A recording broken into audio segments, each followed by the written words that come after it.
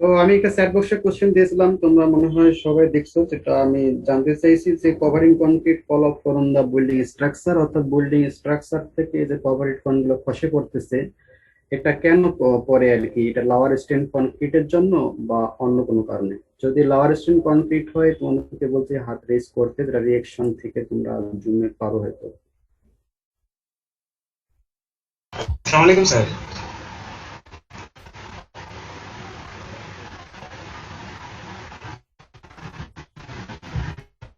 এই mic mute করো।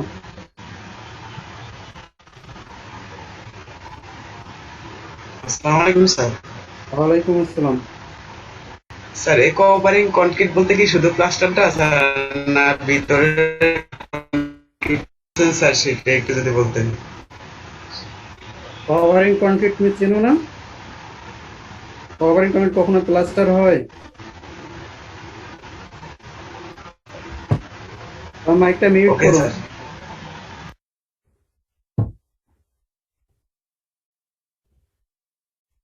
তোমরা শুধু ক্লাস করো না জুমে কানেক্ট করে তোমরা তোমাদের মতো ঘোরাফেরা করো? তাহলে তো ক্লাস নিয়ে লাভ নেই। সিম্পল কোশ্চেনের অ্যান্সার দিতে না পারো তাহলে তো ক্লাস নিয়ে কি করবো আমি?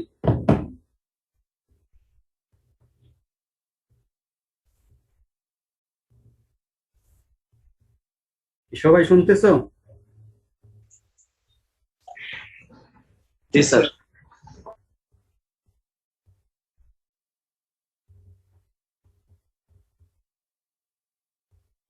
চ্যাট বক্সে সবাই অ্যান্সার দাও এর।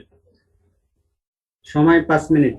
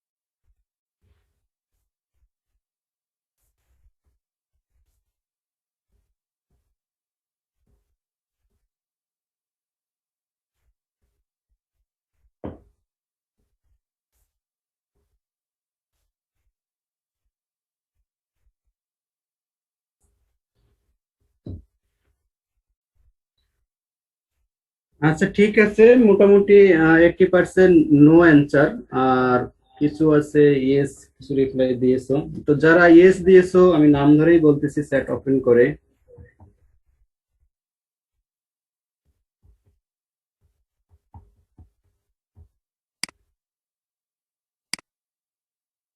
স্টুডেন্ট আইডি 191006, নাম মেবি বিবেক মন্ডল। শুনতে পারতেছো?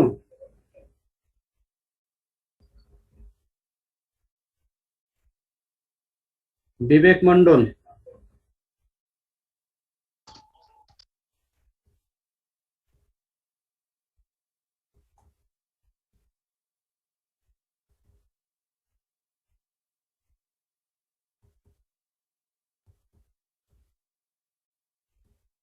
191017 স্টুডেন্ট আইডি, শুনতে পারতেছো?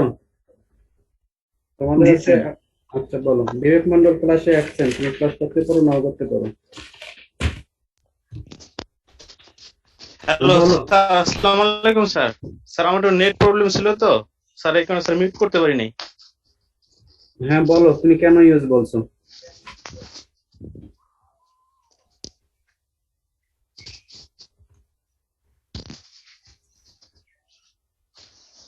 কি শুনতে পাচ্ছ এখন? স্যার কনক্রিটের, জি স্যার শুনতে পাচ্ছি। বলো। স্যার কনক্রিটের যখন স্ট্রেন্থ কমে যায় তখনই তো কভারিং কনক্রিট ফেল মানে ফল হয়। কারণ দুর্বল কনক্রিটের মধ্যে যদি দুর্বল তখনই তো স্যার কভারিং কনক্রিটটা ফল হবে। স্যার কনক্রিট এটাই দুর্বল হলে শুধু এর জন্য কভারিং এখন ইউজ কনক্রিট, বলছি। শুধু দুর্বল কনক্রিট হলে শুধু কভার কনক্রিট ফলে পড়বে কোনো, পুরো স্ট্রাকচারটাকে ধসে করতে পারে। কভারিং কনক্রিট তো লোড বেয়ারিং কনক্রিট না। এটা লোড, তোমরা যখন বিম ডিজাইন করো তখন তো তোমরা কভারিং কনক্রিটের এফেক্টিভ ডেপথ নাও, রডের সেন্টার থেকে টপ পর্যন্ত নাও, তাতে এফেক্টিভ সেকশন হিসেবে ধরোই না তোমরা।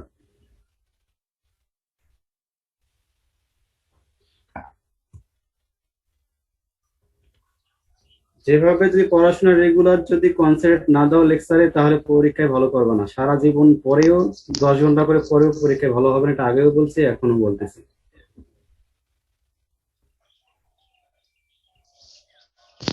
স্যার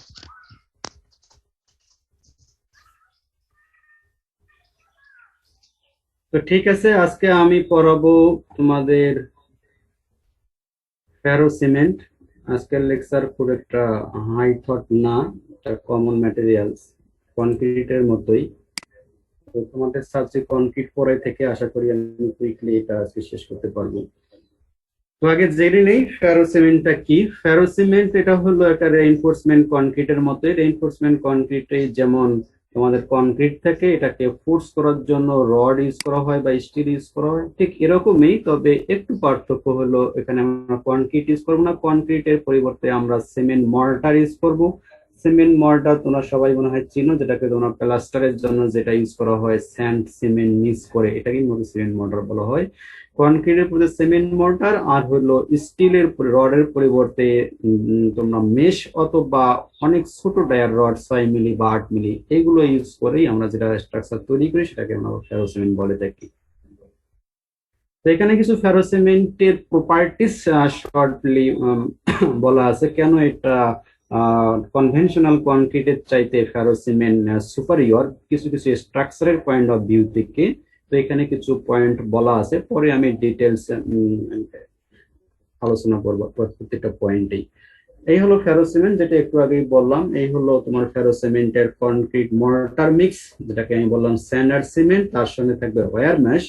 এর সঙ্গেই অনেক সময় রড ইউজ করা হয় 16 মিলি বা 12 মিলি বা তার চেয়ে বেশি হতে পারে। ডিজাইন পয়েন্ট অফ ভিউ থেকে যেটা আসে এটাকে বলা হয় স্কেলেটন বার।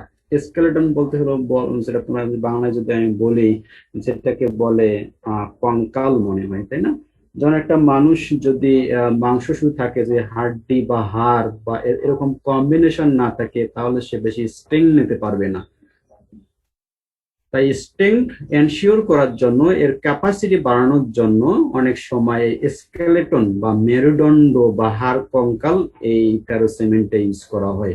যখন একটা ফেরোসিমেন্টের লোড বেয়ারিং ক্যাপাসিটি বেশি দরকার, স্প্যান লেন্থ অনেক বেশি হয়, স্ট্রাকচার কিছুটা হেভি হয়, লাইভ লোড বেশি হয়, তখন আমরা স্কেলেটন বার ব্যবহার করব। নর্মালি যদি ছোটখাটো কিছু স্ট্রাকচার হয়, সেক্ষেত্রে স্কেলেটন বার ব্যবহার করার দরকার নাই। এই হলো আমাদের ফেরো সিমেন্ট কিছু টেকনিক্স, একবারেই সিম্পল, যেটা বলছিলাম যে কনক্রিট স্যার পড়াই থেকে একবারেই ইজি হয়ে যাবে। এটা হ্যান্ড প্লাস্টারিং, কারণ এটা প্লাস্টারিং ম্যাটেরিয়ালস ইউজ করা হয়। অনেক সময় মেকানিক্যাল প্রসেস ইউজ করা হয়, যেটা কনক্রিটে তোমরা দেখে থাকো। অনেক সময় আহ গানিটিং করা হয় স্প্রের মাধ্যমে। তোমরা এখানে হয়তো পড়ো নাই, পলিটেকনিকে পড়ে আসছো, যখন একটা স্ট্রাকচার ক্র্যাক ডেভেলপ করে, এই ক্র্যাক রিপেয়ার করার জন্য অনেক সময় গানিটিং করা হয়, হ্যাঁ, স্প্রে করা হয়, গান দিয়ে স্প্রে করা হয়। তো তো হ্যান্ড প্লাস্টারিং এইটাই সচরাচর বেশি ইউজ হয় আর কি। আর ম্যাটেরিয়ালস হিসেবে যেটা ইউজ হবে একটু আগেই বলে দিলাম, সিমেন্ট মর্টার মিক্স, যেটা স্যান্ড আর সিমেন্টের মিক্স, স্কেলেটন স্টিল, এটা যদি লাগে ব্যবহার করব, আর যদি প্রয়োজন না হয়, স্ট্রাকচার যদি ছোট হয়, লোড বেয়ারিং যদি ক্যাপাসিটি কম দরকার হয় তাহলে দরকার নাই। আর অবশ্যই স্টিল ওয়্যার ম্যাশ বা স্মল ডায়ামিটার রড আমরা ইউজ করবো। এই হলো সিমেন্ট মর্টার মিক্স, এটা জেনারেল গাইডলাইন, কোনো থাম রুল না যে এটা ইউজ করতে হবে এটা না। তোমরা স্ট্রাকচারের টাইপস এর উপর ডিপেন্ড করে এটা মিক্স প্রপোর্শনটা আলাদা হতে পারে। ঠিক কনক্রিটের ক্ষেত্রে যেমন আলাদা হয়, কখনো ইউজ করা 1:2:4, কখনো 1:3:6, এরকম ভেরি করে, ঠিক এটাও ভেরি করতে পারে, তবে এটা একটা জেনারেল গাইডলাইন্স। হ্যাঁ, তো সাজেস্ট করে অর্ডিনারি পোর্টল্যান্ড সিমেন্ট, কারণ অর্ডিনারি পোর্টল্যান্ড সিমেন্টটা কুইক সেটিং হয়। আর আর এর সঙ্গে 95% cement mortar, 5% wire mesh, general guideline, এটা ইউজ করতে হবে, এটা ম্যান্ডেটরি না। আর তোমাদের এই সিলেবাসে ম্যাটেরিয়াল যেহেতু ডিজাইন করাবো না, জাস্ট আমি তাই কিছু জেনারেল গাইডলাইন বলে দিলাম। ডিজাইন সাবজেক্টে ডিজাইন করানো হয়, আর ম্যাটেরিয়ালস এর প্রপার্টিস ইনশিওর করা হয়। এই হলো মিক্স প্রপোর্শন, এটাও জেনারেল গাইডলাইন, ডিজাইন থেকে আসবে, তবে এরকমটা বরাবরই ব্যবহার করা হয়। এটা হলো ওয়াটার সিমেন্ট রেশিও। স্যান্ড যেটা ব্যবহার করবে এটা কোর্স স্যান্ড ব্যবহার করা হয়, যেহেতু সিমেন্ট স্যান্ড মর্টার ইউজ করি আমরা, তাই এখানে ফাইন স্যান্ড ইউজ করা হবে না, এখানে অবশ্যই কোর্স স্যান্ড ইউজ করতে হবে। আর ওয়াটার হিসেবে যেটা কনক্রিটে ইউজ করা হয়, ওই 1 মিনিট, আসসালামু আলাইকুম। হ্যাঁ হ্যাঁ, ক্লাস নিচ্ছিলাম। না না, ফোন দেয়নি, ছুটি।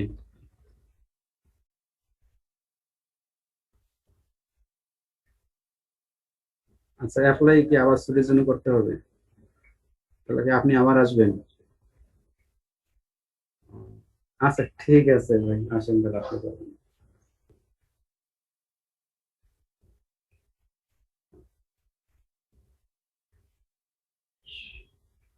সর্বনাশ।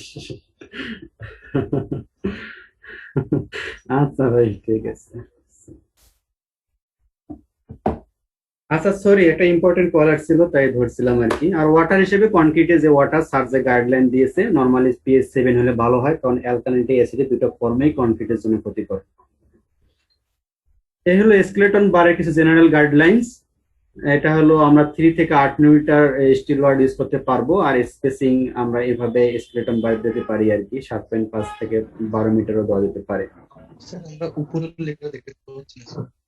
আচ্ছা, এটা আমি হাইড করতে পারি না, এখানে দিই। হ্যাঁ, আচ্ছা ঠিক আছে, থ্যাংক ইউ। স্যার একটা প্রশ্ন ছিল। হ্যাঁ একটা প্রশ্ন ছিল স্যার। বলো। স্যার নর্মাল স্যান্ড আর পিট স্যান্ডের মধ্যে পার্থক্য কি স্যার? নর্মাল স্যান্ড আর পিট স্যান্ড। পিট স্যান্ড।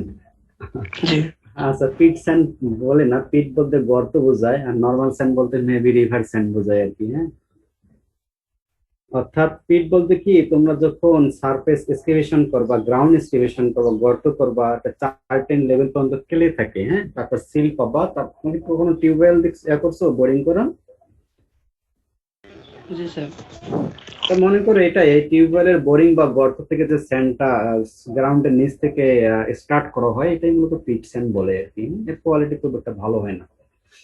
আর রিভার যেটা তুমি বললো নর্মাল স্যান্ড বলতে, নর্মাল স্যান্ড বলতে কিছু না, এটা রিভার স্যান্ড বলতে পারো। হ্যাঁ, রিভার থেকে যেটা কালেক্ট করা হয় এটা অনেক ভালো হয়, কারণ এটা ওয়াশ আউট থাকে রিভারের ওয়াটার ফ্লো দ্বারা আর কি। বুঝতে পারছো? স্যার তার মানে কি স্যার এফএম টা মানে নির্ভর করে না আর কি, মানে হ্যাঁ, এফএম sand- ভিত্তিতে যে আমরা নির্মাণ করি, মানে নির্ধারণ করি যে এটা এটা। আচ্ছা আমি বলি, স্যান্ডের বিভিন্ন ক্লাসিফিকেশন আছে, এটা কান্ট্রি টু কান্ট্রি ভেরি করে। যেমন বাংলাদেশের পয়েন্ট অফ ভিউ থেকে বলো, সিলেট স্যান্ড নাম শুনবা, আরো এরকম লোকালাইজ স্যান্ড নাম শুনবা। এটা হলো মূলত ইয়ার উপর বেসিস, লোকালাইজ স্যান্ড আর কি। হ্যাঁ, যে জাপানের কথা চিন্তা করো, ওদের এরকম লোকালাইজ ক্লাসিফিকেশন আছে। তো স্যান্ডের মেইন ক্লাসিফিকেশন যেটা হলো এসটিএম কোড, বা সেটা এফএম এর রেসপেক্টে। হ্যাঁ, ফাইন, কোর্স, মিডিয়াম। বুঝতে পারছো? আর বাকি যে ক্লাসিফিকেশন, এটা হলো তোমার লোকালাইজ বেজে। তুমি ইন্ডিয়া যাবা, ওদের নদীর নাম আলাদা আছে, ওদের লোকেশনের নাম আলাদা আছে, তখন তারা স্যান্ডের নাম সিলেট দেবে না। বাংলাদেশ সিলেট আসে বলতে সিলেট নাম, হ্যাঁ, তখন ওরা অন্য নাম দেবে। মেইন ক্লাসিফিকেশন এসটিএম যেটা বলে, এই মতো কোর্স, মিডিয়াম, ফাইন, এফএম এর রেসপেক্টে। আচ্ছা, ঠিক আছে। ঠিক আছে স্যার, ধন্যবাদ। আচ্ছা, তো এই হলো যেটা বললাম, হ্যান্ড প্লাস্টিং এ বেশি করা হয়। এই হলো তোমাদের সিমেন্ট মর্টার মিক্স, যেটাকে তোমরা প্লাস্টার বা পয়েন্টিং এ ইউজ করে থাকো। এই হলো ওয়্যার ম্যাশ, আর এই হলো স্কেলেটন বার। এই স্কেলেটন মূলত মেরুদণ্ড বা কঙ্কাল। এটা কি হয়, স্টেন ক্যাপাসিটি বাড়াবে, স্টাবিলিটি বাড়াবে, হ্যাঁ, ডিফ্লেকশন কমাই দিবে এই স্কেলেটন বার গুলো। তারপর তলে আর নিচে এরকম প্লাস্টারিং করে দিয়েই ফেরো সিমেন্ট তৈরি করা হয়। একবারে simple construction process. Properties of ferrocement, এখানে কিছু প্রপার্টিস দেওয়া আছে। প্রপার্টিস গুলো আহামরি কঠিন না, তোমাদের জানার মধ্যে। যেমন ইট ইজ ভেরি ডিউরেবল, কিছু হচ্ছে মানে কি বলবো আর কি, কিছু এক্সট্রা কিছু কথা বলা আছে। তবে এক্সট্রা আমার প্রপার্টিস গুলা কোন একটা বেশি স্ট্রাকচারের পয়েন্ট অফ ভিউ থেকে আর কি। যেমন ডিউরেবল, তুমি বলো ডিউরেবল ফেরোসিমেন্ট কখনো বেশি হবে? অবশ্যই কনক্রিট বেশি, তবে হ্যাঁ কিছু স্ট্রাকচারের পয়েন্ট অফ ভিউ থেকে এটা durable, cheap, versatile material. Cheap versatile ঠিক আছে, এটা অনেক হালকা হয়, খরচ অনেক কম, কারণ এখানে তোমাদের স্টিল যেটা সবচেয়ে কস্টলি সেটা ইউজ করা হয় না, জাস্ট ওয়্যার ম্যাশ ইউজ করা হয়, কনক্রিট ইউজ করা হয় না, সিমেন্ট মর্টার মিক্স শুধু ইউজ করা হয়, এই জন্য চিপ হবে আর কি। নাম্বার টু হলো লোয়ার ওয়াটার সিমেন্ট রেশিও, এটা ইউজ করা হয় এই কারণে ইমপারমিয়াবিলিটি বেড়ে যায়। তোমরা জানো ওয়াটার সিমেন্ট রেশিও যত কম হবে। সাকি কনক্রিট মিক্স ডিজাইন করেছে? না স্যার, এখনো করানি। স্যার করা গেছে, পড়াবে। আচ্ছা, স্যারের সঙ্গে আমার কথা হয়েছে, স্যার পড়াবে এবার। বিগত ইয়ারগুলোতে আমি পড়াইছিলাম, তো ওটা আসলে স্যারের পার্টেই সেকশন, তো আমার সিলেবাস অনেক কম থাকার কারণেই আমি ওটা নিয়েছিলাম আর কি। তো স্যার এবার বলছে পড়াবে, ওনার নাকি সময় আছে, তো স্যার পড়াবে। তো স্যার তখন ওয়াটার সিমেন্ট রেশিও কত হবে, বেশি হলে কি এফেক্ট পড়বে, কম হলে কি হবে, আমি একটু বলিনি এখানে, কারণ ইমপারমিয়েবল একটা বড় রোল প্লে করে ওয়াটার সিমেন্ট রেশিও। হ্যাঁ, ওয়াটার বলতে কি, এটা লিকুইড ফর্ম, তাই না? এটা যখন আমরা কনক্রিটে দেব, জাস্ট আমরা কেন দিই, এটা কনক্রিটের ফ্লুইডিটি বাড়ার জন্য, অর্থাৎ কাস্টিং ফ্যাসিলিটি ডেভেলপ করার জন্য। হ্যাঁ, ফ্লুইডিটি বলতে এটাকে আমরা বলি আর কি, কি যেন এটার নাম আছে সুন্দর, কার্যপরিতা স্যার। হ্যাঁ, কার্যোপযোগিতা, এটা কি বলে, এটা কি জিনিসটা মনে পড়তেছে না। ওয়ার্কাবিলিটি, হ্যাঁ, রাইট রাইট রাইট। হ্যাঁ, যত কনক্রিট ফ্লুইডিটি বাড়বে, কনক্রিট তত ওয়ার্কাবল হবে। হ্যাঁ, বুঝতে পারছি, ওয়ার্কাবিলিটি বলে। কনক্রিট তত ওয়ার্কাবল হবে, ইজিলি কাস্ট করা যাবে, ঢালাই করা যাবে, ফিনিশিং করা যাবে। সমস্যা হলো কোথায়, এই ওয়াটারটা যখন কনক্রিট হার্ড হবে, তখন কিন্তু এই ওয়াটার আর কনক্রিট থাকবে না, এভাপোরেট হয়ে চলে যাবে। তো যখন আমরা কনক্রিট ঢালাই করছিলাম, যে ওয়াটার সেটা সামহাউ কিছু জায়গা দখল করেছিল কনক্রিটের মাঝে, কিন্তু যখন এটা কনক্রিট হার্ড হবে, যখন এভাপোরেট হয়ে চলে যাবে ওয়াটারটা, তখন কি হবে, ওয়াটারের জায়গাটা ফাঁকা হবে না? কি বুঝতে পারছো? ফাঁকা হলে গ্যাপ বলতে কি, পারমিয়াবল, এই গ্যাপ দিয়ে, এই গ্যাপ দিয়েই পানি প্রবেশ করবে, তাই না? এই জন্য কনক্রিটে কি করা হয়, ওয়াটার সিমেন্ট রেশিওটা অনেক কমাই দেওয়া হয়, পানির পরিমাণ কমাই দেওয়া হয়, অ্যাডমিক্সের ব্যবহার করা হয়। এই অ্যাডমিক্সরে কি করবে, কনক্রিটের ফ্লুইডিটি বাড়াবে, হ্যাঁ, প্লাস্টিসিটি ইন্ডেক্স বাড়াই দিবে, তখন কনক্রিট ওয়ার্কাবল হবে। হাই স্ট্রেন্থ কনক্রিট সার্কিট বলবা যেন একটা normal strength concrete, high strength concrete design করে, তাহলে তোমরা রিয়েলিটি ফিল করতে পারবে। হ্যাঁ, বলবো যে স্যার একটা 100 এমপি এর উপরে একটা ডিজাইন করেন, আর একটা নর্মাল কনক্রিট ডিজাইন করেন, তাহলে দু ধরনের ফ্লেভার পাবা। যদি একটা নর্মাল ডিজাইন করলে বুঝতে পারবো না কিভাবে অ্যাফেক্ট করে স্ট্রেংথে। হ্যাঁ, লেস শ্রিঙ্কেজ, শ্রিঙ্কেজও কম হয়, কারণ ইম্পারমিয়েবল হবে, শ্রিঙ্কেজ হবে না। শ্রিঙ্কেজ বলতে কি, সংকোচন প্রসারণ। কখন সংকোচন, যখন পারমিয়েবল হবে, গ্যাপ থাকবে, তখন বেশি সংকোচন হবে, তাই না? আর তখন বেশি প্রসারণও হবে আর কি। তো এগুলো একবারে জেনারেল কথাবার্তা, তোমরা আশা করি পড়লে বুঝতে পারবো। আমি কিছু ইঞ্জিনিয়ারিং পয়েন্ট অফ ভিউ থেকে মেকানিক্স আছে সেটাই ভালো করে পড়াবো আর কি। আচ্ছা,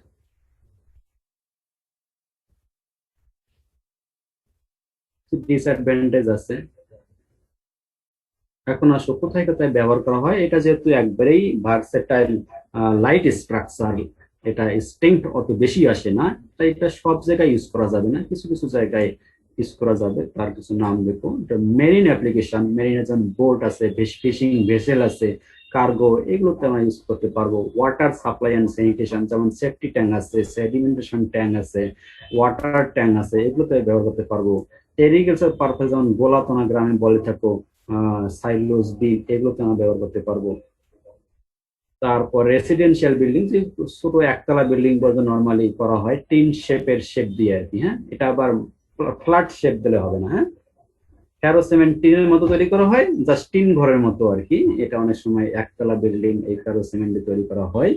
আর রুরাল এলাকায় তোমরা বায়োগ্যাস ডিজেস্টার বা বায়োগ্যাস প্লান্টের নাম শুনছো। এই বায়োগ্যাসের যে ডিজেস্টার যেটা থাকে, যেখানে রিয়েকশনের মাধ্যমে মিথেন গ্যাস উৎপাদন হয়, সেই ওই একটা তোমার এই ফেরো সিমেন্টে তৈরি করা হয়। আরো কিছু মেসলেনিয়াস ইউজ আছে। তো এই কিছু নাম তোমার জাস্ট মাথায় রাখবা আর কি, এগুলো মুখস্থ করার দরকার নেই, এটা আমি পরীক্ষায় দেই না আর কি, হ্যাঁ। মানে এগুলো যে একটু পড়লেই মাথায় নিতে পারবো যে এই জায়গায় ইউজ করা হয়। মূলত আমি চেষ্টা করি যে কেন ইউজ করা হয় সেটাই বোঝানোর জন্য আর কি। আরেকটা হলো রেট্রোফিটিং বলে। রেট্রোফিটিং হলো একটা স্ট্রাকচারের এক্সিস্টিং স্ট্রাকচারের স্ট্রেংথ বাড়ানোর জন্য। যদি বুঝাই, ফর এক্সাম্পল তুমি এখন সুস্থ আছো, বাট সামহাও একটা অ্যাক্সিডেন্ট করে তোমার হাত ভেঙে গেছে, হ্যাঁ। এখন কি করবো? তোমার ভাঙা হাতটা কেটে ফেলে দেবো বডি থেকে? সলিউশন কি? তোমার যে একটা হাত ভেঙে যায়, এটা কি তোমার ভাঙা হাতটা বডি থেকে কেটে ফেলে দেবো? না স্যার, ট্রিটমেন্ট এটা কি করতে হবে? তোমার হাতটা অবশ্যই ট্রিটমেন্ট করতে হবে। তোমার হাত ভেঙে গেছে, স্ট্রেংথ কমে গেছে, তোমার হাতের স্ট্রেংথ বাড়াইতে হবে। তো স্ট্রাকচার এরকম অনেক সময় কিছু স্ট্রাকচার ডিজাইন ফল্টের কারণে কিংবা একটা ন্যাচারাল ডিজাস্টারের কারণে শুধু একটা ছোটখাটো পোর্শন ড্যামেজ হয় আর কি, হ্যাঁ। ফর এক্সাম্পল, একটা স্ট্রাকচার ডিজাইন করা হয়ে গেছে, ডিজাইন করার পর দেখা গেল যে পরিমাণ স্ট্রেংথ ডিজাইন করা উচিত ছিল ওই পরিমাণে স্ট্রেংথ নিচ্ছে না। একটা কলাম সাপোজ 300 কিপ লোড নেওয়ার কথা, ডিজাইন ভুলের কারণে বিল্ডিং করে ফেলছে, এখন লোড নিচ্ছে 250 কিপ। এখন কি করবা? অবশ্যই এর ক্যাপাসিটি কলামের বাড়াইতে হবে, না বিল্ডিং ভেঙে ফেলবা যে না এটা ডিজাইন হয় নাই, করা ঠিক হয়নি। ঠিক হবে ভেঙে ফেলা? ভেঙে ফেলা ঠিক হবে না। সেই ক্ষেত্রে আমরা রেট্রোফিটিং বলি, এটাকে জোড়াতালি দেওয়া বানা বলতে পারো, হ্যাঁ। আমরা ফেরো সিমেন্ট জ্যাকেটিং করি, ওই কলামের চারদিকে ফেরো সিমেন্টের ওয়্যার মাস দিয়ে ছোট ছোট রড দিয়ে আমরা কাস্টিং করে দিই, দিলে এটা ক্যাপাসিটি বেড়ে যায়। এটাকে আমরা ফেরো সিমেন্ট জ্যাকেটিং বলি আর কি। একটা পারপাজে ইউজ করা হয় এটা। এই টার্মটা রেট্রোফিটিং তোমাদের আন্ডার গ্রাজুয়েটে পড়ানো হয় না, এটা মাস্টার্স লেভেলে পড়ানো হয়। জাস্ট এতটুকু জানা রাখবো, রেট্রোফিটিং বলতে একটা এক্সিস্টিং স্ট্রাকচার উইক হয়ে যায়, তার স্ট্রেংথ বাড়ানোর জন্য বিভিন্ন পদ্ধতি আছে, তার মধ্যে একটা হলো ফেরো সিমেন্ট জ্যাকেটিং। এখন আমরা জাস্টিফাই দেখি যে কেন। আমরা একটু আগেই বললাম যে মেইন স্ট্রাকচার যেমন বোট আছে, কার্গো, অনেক কিছু আছে। একটা এক্সাম্পল আমি দেখাবো কেন আমরা বোট তৈরি করবো। এক হলো ম্যাটেরিয়াল কস্ট।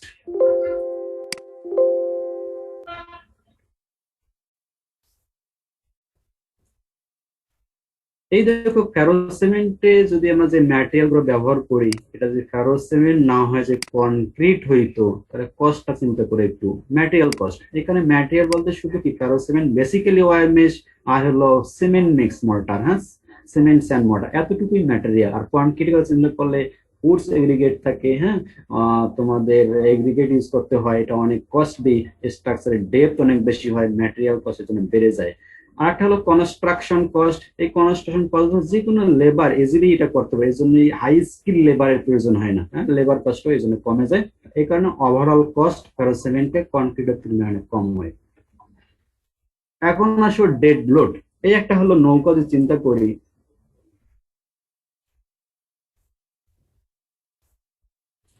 এই একটা নৌকা যদি চিন্তা করি, এর ক্যাপাসিটি কি? যে ক্যাপাসিটি ডাব্লু হয়, ডাব্লু সমান কি হবে? নৌকার নিজস্ব ওজন, যেটাকে আমরা বলি ডেড লোড, প্লাস আর নৌকা যেটা ক্যারি করবে সেটাকে আমরা লাইভ লোড বললাম। যদি ফেরো সিমেন্ট হয়, একটু আগেই বললাম ভেরি ভার্সেটাইল লাইট স্ট্রাকচার, তার মানে কি এটা অনেক কম হবে। যদি এটা কম হয় তাহলে অবশ্যই এটা বেড়ে যাবে, তাই না? লাইভ লোড ক্যাপাসিটি, মানুষজন বা মানুষের গুডস প্রপার্টিস এগুলো বেশি সে নিতে পারবে। এই জন্য ফেরো সিমেন্ট দিয়ে তৈরি করলে একটা নৌকা বা এর টাইপের স্ট্রাকচারের কি হয়, ক্যাপাসিটি বেড়ে যায়। আর যদি তোমরা কনক্রিট দিয়ে তৈরি করো, এটা অনেক বেড়ে যাবে, কারণ কনক্রিটকে ইম্পারমিয়েবল, এটা তো যদি এমন হয় যে এটা অনেক লাইট, আর কনক্রিট যে এত লাইট ব্যবহার করো, যদি 2 ইঞ্চি যদি কনক্রিটের থিকনেস বা 3 ইঞ্চি কনক্রিট যদি ইউজ করো, দেখবা যে এটা কনক্রিট ছয়ে ছয়ে পানি উপরে চলে গেছে।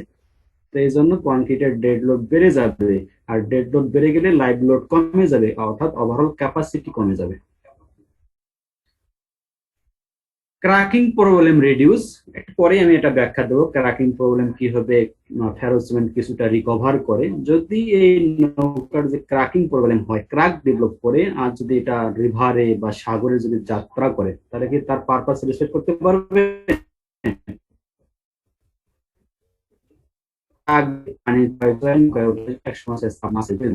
তাই ক্র্যাকিং প্রবলেমটা এই ফেরোসিমেন্টে কিছুটা কম হয় কনভেনশনাল কনক্রিটের তুলনায়। কিভাবে কম হয় একটু পরে এটা ব্যাখ্যা দিব, আর যে পরীক্ষা অ্যান্সার করার সময় ওই ব্যাখ্যাটা এখানে লিখলেই হবে আর কি।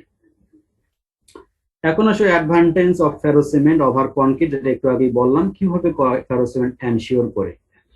কস্ট একটু আগেই দেখালাম, ডেড লোড এটা একটু আগেই ব্যাখ্যা দিলাম কিভাবে ক্যাপাসিটি এটা স্ট্রাকচারের বাড়ে, যেটা কনক্রিট দিয়ে তৈরি করলে সম্ভব ছিল না। এখন আসলে ফেইলিওর মোড, বলতো কনক্রিটের স্ট্রেন্থ কিসের উপর ডিপেন্ড করে?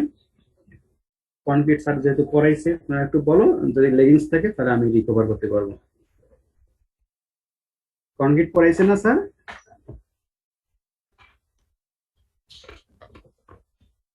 জি স্যার। হ্যাঁ বলো, কনক্রিটের প্রপার্টিস কিসের উপর ডিপেন্ড করে?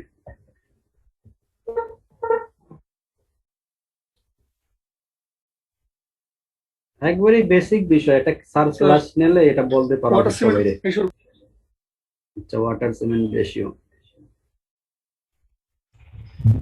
আর কেউ? একটা টার্ম পাইলাম, water cement mix ratio sir, mix ratio. আচ্ছা, water cement ratio mix ratio একই জিনিস।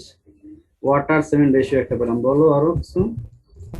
ভালো মানের ম্যাটেরিয়াল, হ্যাঁ, এগ্রিগেটেড আছে, কোর্স এগ্রিগেটের স্ট্রেংথ, তারপর স্যার প্রপোর্শনিং। বুঝি নাই, দুজন একসঙ্গে বলছে, একজন করে বলো। Sir curing. কিউরিং, আচ্ছা, কোয়ালিটি কন্ট্রোল, গুড। তারপর মিক্সার পদ্ধতির উপর। মিক্সার বলতে ওয়াটার সিমেন্ট রেশিওটা বলছে একজন। আচ্ছা, মেইন জিনিসটা তোমার না বোঝো নাই হয়তো, আমি একটু দেখো ব্যাখ্যা দেখি। স্টেট অফ কনক্রিট ডিপেন্ড করে, এট ফার্স্ট আমরা দেখবো যে এখানে কি কি ফাংশনিং হয় একটা কনক্রিট যখন আমরা সব ম্যাটেরিয়ালস মিক্স করি, সেটা আমাকে বুঝতে হবে, তাহলে আমরা ধরতে পারবো যে কোথায় স্ট্রেংথ এফেক্ট করে, আর কি হলে স্ট্রেংথ বেরবে, আর কি হলে স্ট্রেংথ কমবে। দেখো, এট ফার্স্ট আমরা কনক্রিটের চিন্তা করি, এই কনক্রিটে আমাদের থাকে হলো কি কি ম্যাটেরিয়ালস? কোর্স এগ্রিগেট, যেটা কনক্রিটের ভলিউম দেয় কত পার্সেন্ট? 75% প্লাস, তাই না? তাহলে কোর্স এগ্রিগেটের স্ট্রেংথ বলতে এখানে ক্রাশিং স্ট্রেংথ, কারণ একটা কনক্রিট কি তোমার সিলিন্ডার টেস্ট মানে করো নাই, কারণ ভার্সিটি তো বন্ধ, হয়তো সারা ভিডিওতে দেখেছে, যখন এখানে লোড দেবা কিভাবে ফেল করে, একটা হলো এই যে এগ্রিগেট গুলো আছে যেগুলো, এগুলো ক্রাশ করে ভেঙে যায়। যদি এগ্রিগেটের স্ট্রেন্থ কম হয় কোর্স এগ্রিগেটের, তাহলে কুইকলি এটা ক্রাশ করে ভেঙে দেয়, তখন কনক্রিটের আলটিমেট স্ট্রেন্থ কমে যাবে। অর্থাৎ কোর্স এগ্রিগেটের স্ট্রেংথটা অবশ্যই বেশি হতে হবে। নাম্বার 2, ইন্টারলকিং বন্ড ফোর্স এবং এগ্রিগেট। একটা কনক্রিট মাস, এটা শুধু একটা এগ্রিগেটে তৈরি হয় না, অগণিত এগ্রিগেট থাকে। এই এগ্রিগেট গুলো কি হয়, এই ইন্টারলকিং বন্ড ফোর্স একটার সঙ্গে আর একটা বন্ডের দ্বারাই কি হয়, যুক্ত হয়ে একটা বড় মাস এর কনক্রিট তৈরি করে। যদি এই কনক্রিটের মধ্যে যদি বন্ড ফোর্সটা যদি ভালো না হয়, এটার সঙ্গে এই এগ্রিগেটের যদি বন্ড স্ট্রেংথ ভালো ডেভেলপ না করে, তাহলে কি হবে, বন্ডে ফেল করবে। এই জন্য একটা কনক্রিট যখন ফেল করে, ফেলের মধ্যে দু ধরনের, একটা হলো 3 ধরনের, একটা হলো ক্রাশিং অফ এগ্রিগেট, একটা হলো মর্টারে ফেল মানে এটা বলি বন্ডে ফেল। বন্ডে হয় না, এগ্রিগেটও ক্রাশ করে নাই, কি হয়েছে, জাস্ট এগ্রিগেট গুলো একটা থেকে আরেকটা সেপারেট হয়ে গেছে, অর্থাৎ একটা বন্ড স্ট্রেংথ ভালো ডেভেলপ করে নাই। এর জন্য কনক্রিট এগ্রিগেট যদি বেশি রাফ হয়, তাহলে বন্ড স্ট্রেংথ অনেক বেড়ে যায়। আশা করি স্যার মানে টেক্সচার পড়াইছে, রাফনেস বা টেক্সচার, এটা খুবই গুরুত্বপূর্ণ বিষয়। কনক্রিট স্ট্রেংথ যতই বেশি হোক, যদি রাফ না হয়, যে বন্ড স্ট্রেংথ ডেভেলপ না করে ইন্ডিভিজুয়াল কোর্স এগ্রিগেট গুলো, তাহলে লাভ নেই, স্ট্রেংথ ভালো হয়েও লাভ নেই কোর্স এগ্রিগেটে। এটা একটা বিষয়। মানে লিঙ্কেজটা দেখো কত মজার বিষয়। আর একটা হলো, এটা ডিপেন্ড করে সিমেন্ট অ্যান্ড স্যান্ড কোয়ালিটির উপর, and aggregate shape and texture.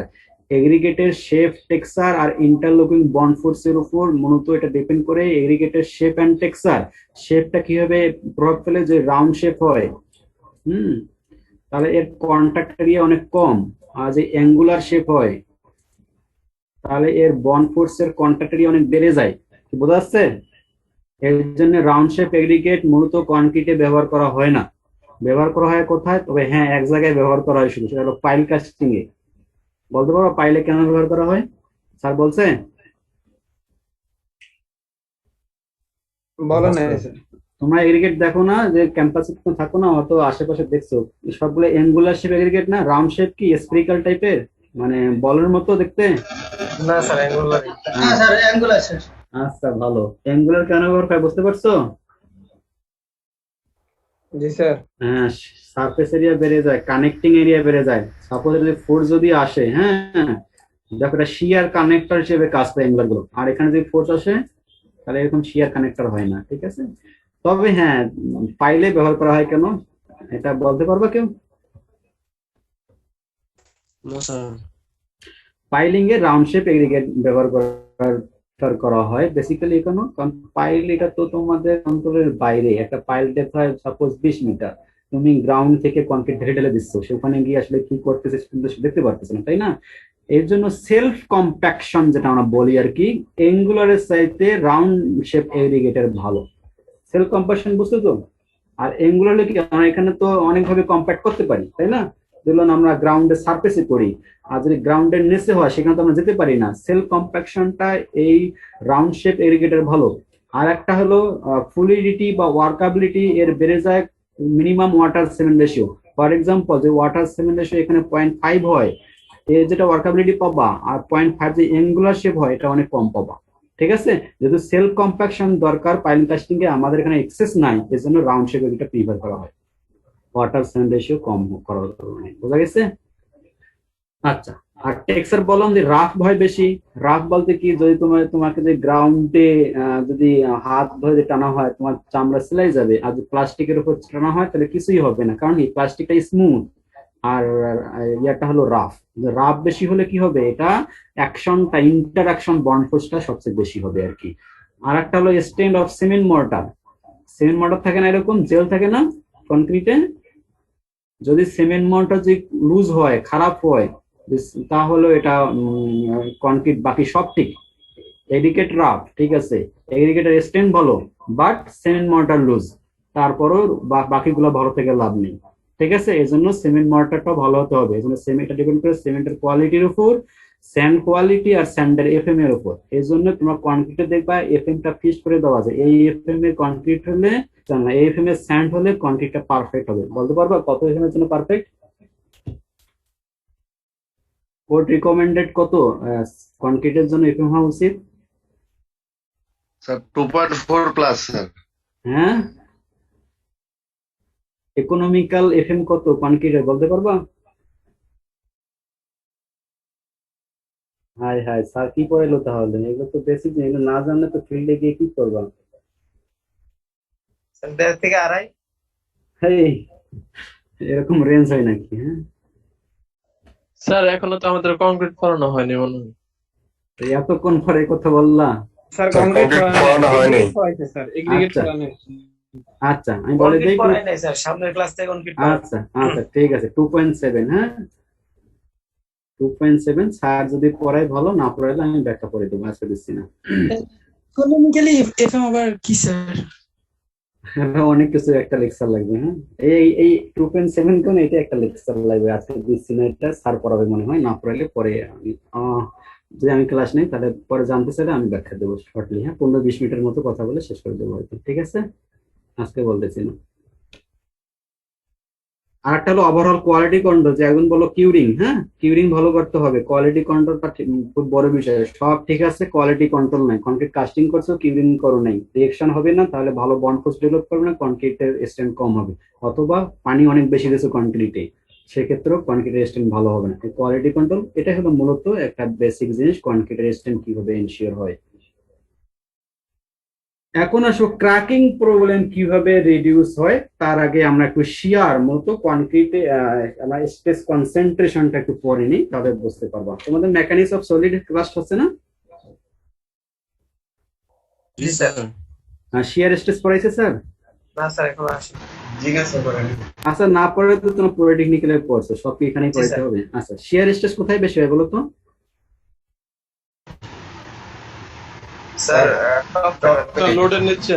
আরে সরি আচ্ছা, স্যার, শিয়ার সাপোর্ট স্ট্রেস থেকে আচ্ছা, শিয়ার স্ট্রেস নিউট্রাল সাপোজ, আচ্ছা সেকশনের কথা বলছি, সেকশনের রেসপেক্টে এই বরাবর কোথায় বেশি হবে? হ্যাঁ, neutral neutral excess shear force তো তোমার সাপোর্টে, শিয়ার ফোর্সের কথা বলি, স্ট্রেসের কথা বলছি। হ্যাঁ, আচ্ছা, যেখানে শিয়ার ফোর্স বেশি সেখানে তো স্ট্রেস বেশি হবে। আচ্ছা, জাস্ট সেকশনের রেসপেক্টে বলছি আর কি। ভিকিউ ভাগ আইভি ফর্মুলা, এখানে সাপোজ শিয়ার ফোর্স আছে, কিন্তু এখানে কি নাই বলতো? কিউ নাই, তাই না? কিউ আছে এখানে। কিউ বলতে কি, যে সেকশনে আমরা বের করবো সেই সেকশন থেকে উপরের এরিয়া মোমেন্ট যেটাকে বলে আর কি, তাই না?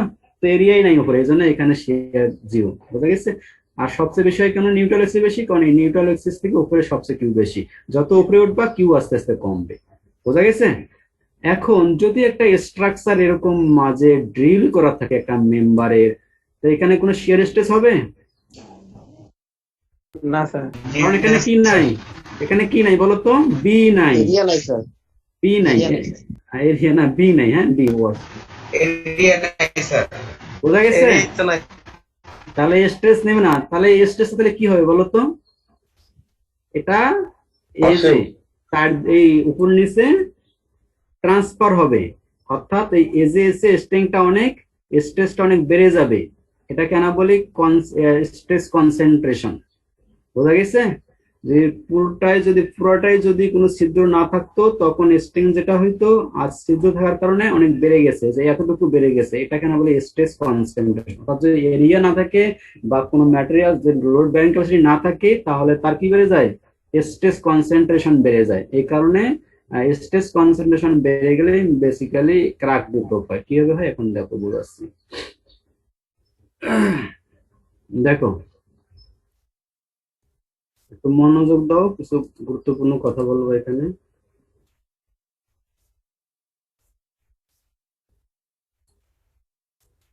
সাপোজ এটা 20 মিলি রড, এর ইকুইভ্যালেন্ট যদি আমরা 5 মিলি রড তৈরি করি, কটা হবে? অনেকগুলো হবে, তাই না? 20 মিলির ইকুইভ্যালেন্ট 5 মিলি, হ্যাঁ, বা 2 মিলি, যাই হোক, ওয়্যার মেশ যেটা বলবো আর কি, স্মল ডায়ামিটার রড। এই 20 মিলি রডের সারফেস এরিয়া ইকুইভ্যালেন্ট যে 2 মিলি রড ইউজ করি, তার সারফেস এরিয়া কি সেম হবে? না স্যার, কোনটা বেশি হবে সারফেস এরিয়া? কোনটা বেশি হবে বলো তো? 2 মিলিটার সারফেস এরিয়া বেশি হবে। অনেক বেশি হবে, তাই না? জি স্যার। আচ্ছা, যে সারফেস এরিয়া বেড়ে যায়, স্টেশনে কি বলি আমরা? লোড ডিভাইডেড বাই কি এরিয়া, নাই না? তাহলে যদি এরিয়া বেড়ে যায় তাহলে কি হবে বলতো? স্ট্রেসের কনসেন্ট্রেশন কমবে না? জি স্যার। জি স্যার। রডের ডায়া বাড়ে, তাহলে কি এটা থেকে সাপোজ এখানে রডের জন্য ডায়া স্ল্যাবে সাপোজ এরকম তোমার 7 ইঞ্চি পর রড, তাই না? যদি আমরা এরকম রড না দিয়ে যদি 2 মিটার রড দেয়, তাহলে কি হবে? অনেক ঘন ঘন রড গুলো হবে, তাই না? বোঝা গেছে? জি স্যার। হ্যাঁ, তাহলে স্ট্রেস কনসেন্ট্রেশন সারফেসে কোন রডের কম হবে? 2 মিলি না 20 মিলি? বুঝতে পারতেছো? জি স্যার। 20 মিলি কম হবে স্যার। এই যে পেস্ট লাগাই দিলাম। স্যার 2 মিলি স্যার। 20 মিলি তো এরিয়া কম, সারফেস এরিয়া কম, লোড কি হবে? না স্টিল সারফেসের মাধ্যমে না? জি স্যার। সারফেস এরিয়া কি হবে? অনেক কম, তাহলে স্ট্রেস বাড়বে। ইকুইভ্যালেন্ট যে 2 মিলি ইউজ করি, সারফেস এরিয়া অনেক বেড়ে যাবে, কারণ কি? এটা তুমি যদি ক্যালকুলেশন করো তাহলে বুঝতে পারবো। হ্যাঁ, তাহলে কি হবে? স্ট্রেস কনসেন্ট্রেশন কমে যাবে। স্ট্রেস কনসেন্ট্রেশন কমলে রডের সারফেসে কনক্রিটের ক্র্যাকিংও কমে যাবে। বোঝা গেছে? অর্থাৎ স্ট্রেস কনসেন্ট্রেশন যখন বেড়ে যায় তখন রডের সংযোগস্থলে কনক্রিট ক্র্যাক ডেভেলপ করে। যদি স্ট্রেস কম হয় তাহলে ক্র্যাকিং প্রবণতা কমে যায়। বোঝা গেছে কিভাবে স্ট্রেস কনসেন্ট্রেশন? স্যার, হ্যাঁ, বলো। এই জন্য মনে হয় স্যার যে একই ক্ষেত্রফলের কম সংখ্যক রডের পরিবর্তে কম ডায়ার বেশি সংখ্যক রড ব্যবহার করা হয় স্যার। হ্যাঁ, আরো সুবিধা বলি, সমস্যা তো অনেক এখন ফিল্ডে, এখানে কিছু ফিগার ড্র করি। সাপোজ এটা একটা 20 মিলি রড, হ্যাঁ, এটা হলো কত গ্রেড ধরবো? এখন তো 60 গ্রেড পাওয়া যায় না মার্কেটে, 80 গ্রেড। হ্যাঁ, এটাও 20 মিলি রড, এটা ধরলাম 40 গ্রেড ফর এক্সাম্পল। তাহলে এর এর কত ক্যাপাসিটি বলো তো? P সমান 80 গ্রেড অর্থাৎ 80 কেএসআই PSI এরিয়া, তাই না? এর ক্যাপাসিটি কত? 40 কেএসআই ইনটু এরিয়া, তাই না? দুটারই সেম না? জি স্যার। এখন দুটা কি সারফেস এরিয়া সেম? না স্যার। সারফেস এরিয়া সেম না, কি বলে? এটাও 20 মিনিট, এটাও 20 মিনিট, সারফেস এরিয়া সেম না? Same, total sir. Area, Yes, sir. Surface area সবে সেম না? জি স্যার, সবাই তাহলে এখন বলো এর সারফেসে স্ট্রেস কনসেন্ট্রেশন আর এর সারফেসে স্ট্রেস কত গুণ কম বেশি? অর্ধেক না? জি স্যার। এখন বলো তাহলে কনক্রিট তাহলে এর জন্য কিরকম হতে হবে আর এর জন্য কনক্রিট কিরকম হতে হবে বলো তো? একই স্ট্রেন হলে হবে? না না স্যার। স্যার, নিচেরটার জন্য স্যার বেশি লাগবে স্যার। এটা বড় বড় ইঞ্জিনিয়ার স্যাররাও ভুল করে, আমাদের দুইটাই ভুল হচ্ছে। আমি এর আগে ক্লাসে পড়াইছিলাম, এই জন্য বলছিলাম যখন কম্বিনেশনটা পড়াবো ductility stiffness steel concrete combination, হ্যাঁ তখন এটা পড়াবো আরো ভালো মতো। হ্যাঁ, বোঝা গেছে কেন সব গ্রেড স্টিং রডের জন্য সব ধরনের কনক্রিট ব্যবহার করা যাবে না। এখানে যদি তুমি 6000 ইউজ করো তাহলে এখানে তুমি 3000 বা 4000 ইউজ করলেই যথেষ্ট। বোঝা গেছে? তো এখানে 3000, এখানে 3000 ইউজ করো তাহলে কিন্তু স্ট্রাকচার সমস্যা হবে। ডিজাইন হবে সমস্যা নাই, ডিজাইন তুমি 2000 দিয়ে করতে পারবা। তো এগুলো হলো তো খুবই টিপিক্যাল বিষয়। আস্তে আস্তে টেকনোলজি ডেভেলপ হচ্ছে, কিন্তু প্যারালালি সবকিছু ডেভেলপ হচ্ছে কিনা জানতে হবে। হ্যাঁ, এই জন্য বাংলাদেশের পয়েন্ট অফ ভিউ থেকে আমি 60 গ্রেডের উপর রড ব্যবহার করা আমি উচিত মনে করি না, কারণ কনক্রিট এতটা আপডেট হয়নি এখন। একটা প্রজেক্ট কুয়েটে একটা প্রজেক্ট ছিল এই স্টিল কনক্রিট কম্বিনেশনের, তো ওরা দেখছে এরকম যদি সাপোজ সেম 3000-এর জন্য যদি তোমরা 60 গ্রেড 80 গ্রেড আরো 100 গ্রেডের উপরে রড ইউজ করো, যতই রডের গ্রেড বেড়ে যাবে আলটিমেট ডিজাইন ক্যাপাসিটি কমে যাবে। অর্থাৎ ডিজাইন করছে ঠিক আছে, কিন্তু যখন টেস্ট করা হবে বিম তখন ওই ডিজাইন রড নেবে না। এই একটা সময় মাথায় রাখবা, হ্যাঁ যখন ফিল্ডে কাজ করবে এগুলো ভালো মতো মাথায় রাখবে। স্যার এখানে স্টিলের স্ট্যান্ড বেশি হলে কংক্রিটও বেশি সেন্টার লাগবে। হ্যাঁ হ্যাঁ হ্যাঁ। তাহলে ফেলার মোড কি হবে? একটা কমলো ক্রাকিংটা হয় না, কমে যায়। হ্যাঁ, ফেরোসিমেন্টের বোঝা গেছে। আর একটা ফেলার মোড কি হবে কমে? দেখো কনক্রিটে আমাদের অনেক ধরনের কম্বিনেশন লাগে, ক্রাশিং স্টিম লাগে, কোসেরিগেটের ইন্টারলকিং বন্ড ফোর্স লাগে। তো ফেরোসিমেন্টে এত কিছু ভালো লাগে না, ফেরোসিমেন্টে কোসেরিগেটেড নাই, ইন্টারলকিং বন্ড ফোর্সের বিষয়ও নাই, আবার কোসেরিগেটের স্টেইনপ্রো বিষয় নাই। শুধু কি বিষয়? সিমেন্ট মর্টার ভালো হলে না ফেরোসিমেন্টের জন্য। এই জন্য ফেলার মোডটা এই পয়েন্ট অফ ভিউ থেকেও ফেরোসিমেন্টে কম হয়, সেটা কনক্রিটে বেশি হওয়ার সম্ভাবনা থাকে। কার মাধ্যমে? কোসেরিগেট ক্রাশিং এর মাধ্যমে অথবা ইন্টারলকিং বন্ড ফোর্স ব্রেক করার মাধ্যমে। বুঝতে পারছো? এখানে দুটো পয়েন্ট বললাম, একটা হলো ক্র্যাকিং কম হবে, ফেরোসিমেন্টে হবে না, যেটা কনক্রিটে বেশি হওয়ার প্রবণতা থাকে। আর একটা হলো ফেলোর মোড, আরটা কিভাবে কমে? যেহেতু আমরা ফেরোসিমেন্টে পোরসিলিকেট ব্যবহার করি না, অর্থাৎ পোরসিলিকেট স্টেইনের কোনো বিষয় এখানে আসে না, ইন্টারলকিং বন্ড ফোর্সের বিষয় এখানে আসবে না, কারণ কি আমরা পোরসিলিকেট ইউজ করি না। শুধু কি জাস্ট এই সিমেন্ট মর্টার কোয়ালিটি ভালো হলেই ফেরোসিমেন্ট যথেষ্ট, কিন্তু কনক্রিটের পয়েন্ট অফ ভিউ থেকে এই দুটো ভালো হইতে হবে। বোঝা গেছে? এই জন্য ফেলার মোডটা ফেরোসিমেন্টে একটু কম হয়। তো হোমওয়ার্ক আমি মোটামুটি শুধু একটা বুঝাইলাম। হোমওয়ার্ক তোমরা ওয়াটার ট্যাঙ্ক কেন সুবিধাজনক হবে, বায়োগ্যাস ডিজাস্টার এটাও কেন সুবিধাজনক হবে, তোমরা এটা পার্সোনালি থিঙ্কিং করবা।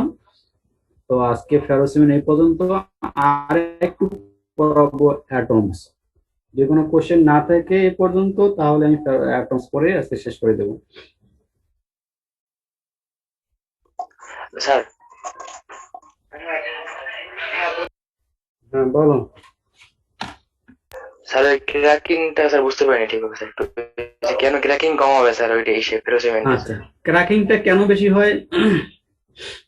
স্ট্রেস কনসেন্ট্রেশন যদি রডের সারফেসে অনেক স্ট্রেস ডেভেলপ করে তাহলে কি হবে? কনক্রিটটা ক্র্যাক হওয়ার সম্ভাবনা থাকে। যদি স্ট্রেস কনসেন্ট্রেশন রডের সারফেসে কম থাকে তাহলে ক্র্যাকিং হওয়ার সম্ভাবনাও কম থাকবে।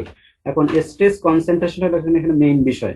যেখানে স্ট্রেস কনসেন্ট্রেশন কম সেখানে ক্র্যাকিং প্রবাবিলিটি কম, যেখানে স্ট্রেস কনসেন্ট্রেশন রডের সারফেসে বেশি সেখানে ক্র্যাকিং প্রবাবিলিটি বেশি।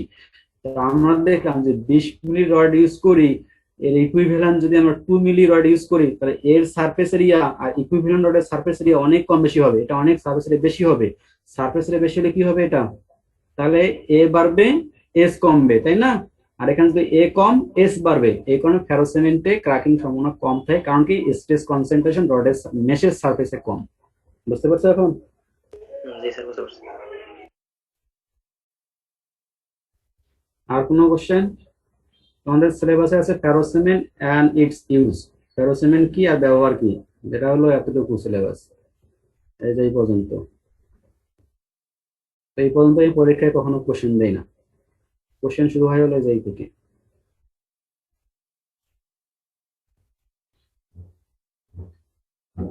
তো যদি না থাকে তাহলে এটা আমি ক্লোজ করে দেই।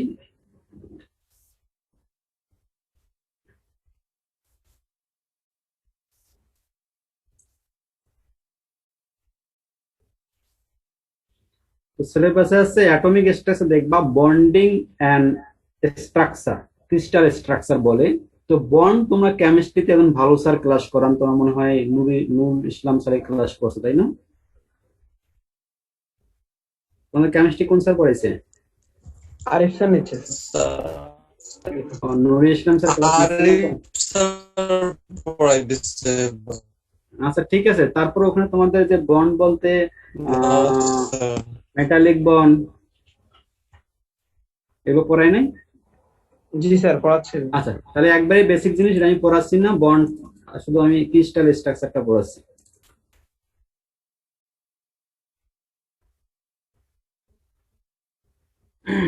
এটাও তোমরা ফিজিক্সে পড়ছো, পড়ো নাই ক্রিস্টাল স্ট্রাকচার? এটা সিলেবাস থেকে বাদ দেওয়ার জন্য আমি বলছিলাম যে দু জায়গায় পড়ানো হয়, পরে লাভ কি। এটা বাদ দিয়ে রেডিমিক্স কনক্রিট ঢোকানো আমার প্ল্যান ছিল। এটা তো পড়ানো হয়নি আমাদের। ফিজিক্সে পড়ানো হয় নাই? Simple cubic structure, body centre cubic structure, face centre cubic structure পড়ানো হয় না? পড়ানো হয় ফিজিক্সে। জি না স্যার, এখনো পড়ানো হয়নি। ও আচ্ছা, তাহলে পড়াবে, তাহলে আমি পড়াই দিই, স্যাররা হয়তো ইজিলি পড়াইতে পারবে পরে। আচ্ছা, তো আমরা জেনে নেই ক্রিস্টাল স্ট্রাকচার কি। এটা হলো একটা crystal is a solid in which atoms are arranged in a some regular repetition pattern in all direction. একটা ক্রিস্টাল স্ট্রাকচার, যে রডের কথা চিন্তা করি, ড্র করি, সাপোজ একটা রডের ক্রিস্টাল স্ট্রাকচার, এখানে অগণিত অ্যাটম আছে না? অগণিত অ্যাটম আছে। এই অ্যাটম গুলো আবার একটা রেগুলার অ্যারেঞ্জমেন্টে বারবার রিপিটিং হচ্ছে, ইরেগুলার অ্যারেঞ্জমেন্টে অ্যাটম থাকে না। তোমরা শেল করছো কেমিস্ট্রিতে, পলিটেকনিক্যালে বা এডমিশন দেখবা যে প্রত্যেকটা শেলে অ্যাটমের একটা অ্যারেঞ্জমেন্ট থাকে। তো এই রেগুলার অ্যারেঞ্জমেন্টের মধ্যে বারবার রিপিটিং হওয়ার পর পর একটা স্ট্রাকচার শেপ দেয় আর কি। মূলত এই স্ট্রাকচার যখন শেপ হয় তখন এটা আমাকে ক্রিস্টাল বলে থাকি আর কি। অর্থাৎ অনেকগুলো অ্যাটমের যে অ্যারেঞ্জমেন্ট আছে, এটা যদি 3 ডিরেকশনে, যদি X axis, Y axis, Z এক্সিসে যদি এটা রিপিটিং হয়, এই অ্যাটমের অ্যারেঞ্জমেন্টটা তার একটা স্ট্রাকচার ফর্ম করবে। কিউবিক হতে পারে, বা রেক্টেঙ্গুলার হতে পারে, বা সার্কুলার হতে পারে, যদি 3 ডাইমেনশনাল হয়, এটাকে আমরা ক্রিস্টাল বলে থাকি। এই ক্রিস্টালে দুটো জিনিস থাকে, একটাকে ল্যাটিস বলে আর একটাকে মোটিভস বলে আর কি। ল্যাটিসটা হলো যে অ্যাটমের যে রেগুলার অ্যারেঞ্জমেন্ট, অ্যাটমের যে পজিশন, এটাকে আমরা ল্যাটিস বলি আর কি। আর মোটিভসটা বলা হয় ওই অ্যারেঞ্জমেন্টে, অ্যাটমের যেটা অ্যারেঞ্জমেন্ট রেগুলার রিপিটিং ছিল, ওই অ্যারেঞ্জমেন্টে যে অ্যাটম গুলো থাকে সেটাকে আমরা বলি মোটিভস বা বেসিস। এই মোটিভস, বেসিস আর ল্যাটিস, এই দুটো মিলেই হয় ক্রিস্টাল স্ট্রাকচার। এই হলো তোমাদের অ্যাটমের অ্যারেঞ্জমেন্ট।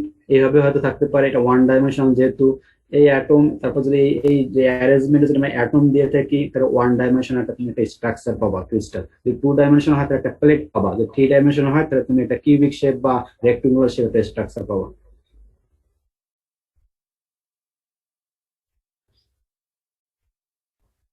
এখন আসো ক্লাসিফিকেশন।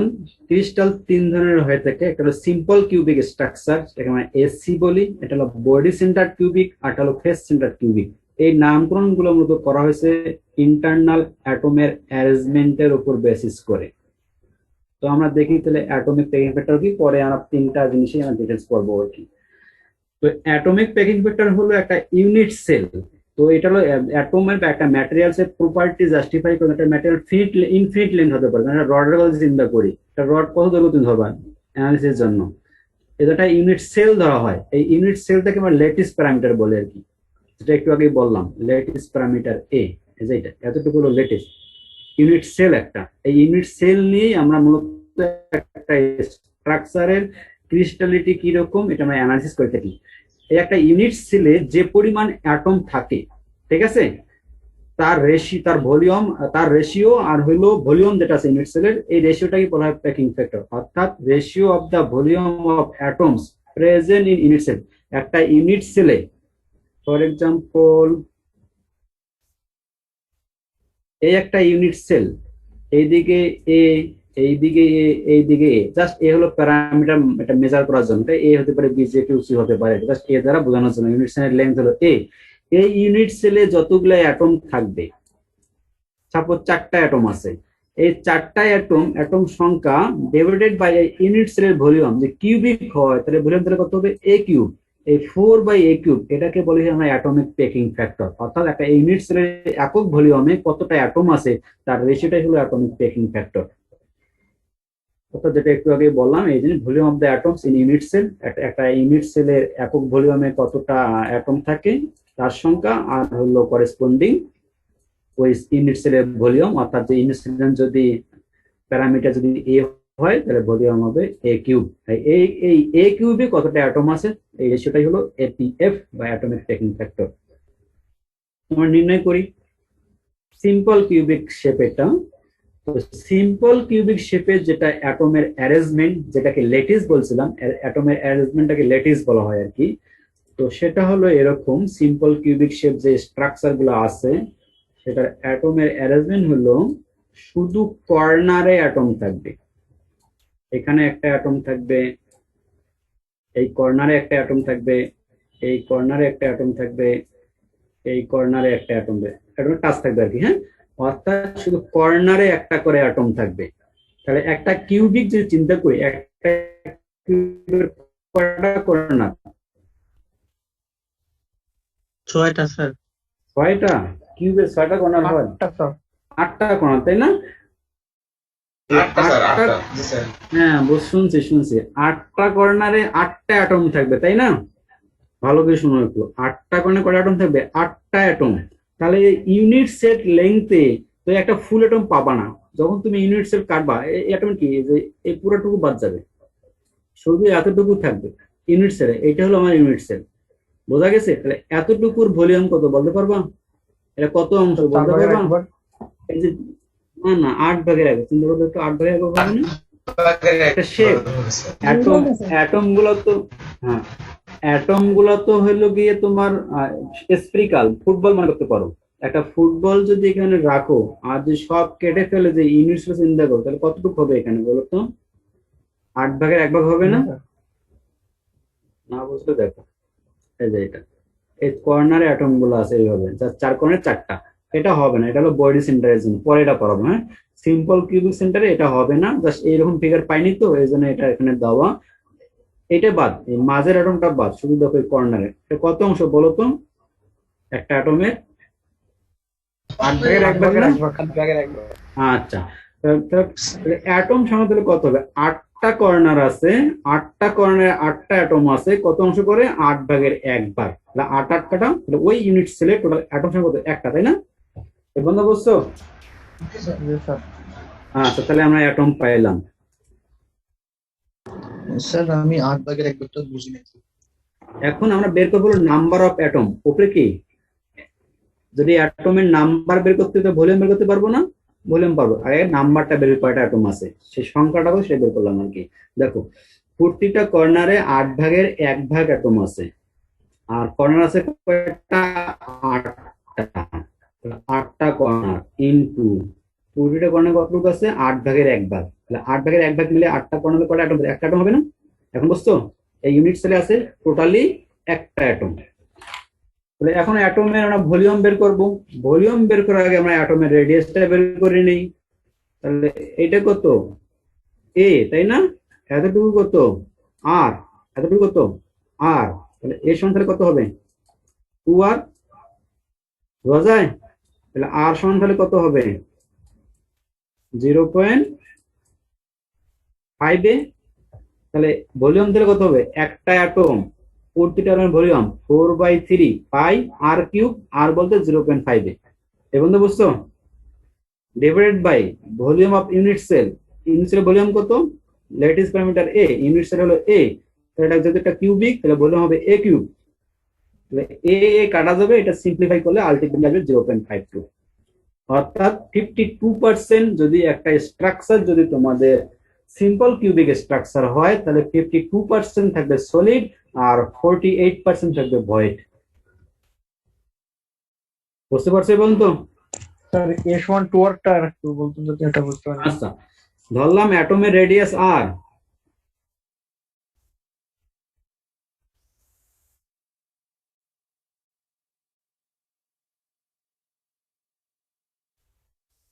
অ্যাটমের রেডিয়াস আর না জি স্যার। এতটুকু, এতটুকু কত আর 2 আর হলো না, এটা এই 2 আর সমান জি কি স্যার, না? এখন বুঝছো সবাই? তাহলে সিম্পল কিউবিক স্ট্রাকচার হইলে ভলিউম হবে আর সলিড এরিয়া হবে 52% আর 48% হবে ভয়েড। এখন আসো বডি সেন্টার কিউবিক। দেখো বডি সেন্টার কিউবিক আমাদের কি হবে, প্যাকিং প্যাটার্ন বের করবো। প্যাকিং প্যাটার্ন ক্রাইটেরিয়া হলো আমাদের নাম্বার অফ অ্যাটম বের করতে হবে আর অ্যাটমের আর ল্যাটিস এর সঙ্গে রিলেশন ডেভেলপ করতে হবে। এতটুকু হলে বাকি কাজ করতে পারি। তাই অ্যাটম সংখ্যা বের করি। ঠিক আগের মতোই বডি সেন্টার কিউবিকের যেটা সিস্টেম, অ্যাটমের অ্যারেঞ্জমেন্ট যেটাকে আমরা ল্যাটিস বলে থাকি, প্রত্যেকটা কর্নারেই একটা করে অ্যাটম থাকবে আর বডির মাঝে একটা অ্যাটম থাকবে। অর্থাৎ এরকম প্রতিটা কর্নারে অ্যাটম থাকবে আর বডির মাঝে একটা অ্যাটম থাকবে। তাহলে কয়টা হবে অ্যাটম সংখ্যা বলো তো? একটা বডিতে 5টা স্যার। একটা বডিতে আর কর্নারের মেলে হলো আগের মতো 8 ভাগের 1 ভাগ করে 8টা কর্নার, একটা 2টা। এখন সবাই বুঝছো? জি স্যার বুঝতে পারছি। আচ্ছা, এই একটা আর এইগুলো মিলে একটা। আচ্ছা, এখন আসো আমরা রিলেশনটা ডেভেলপ করব।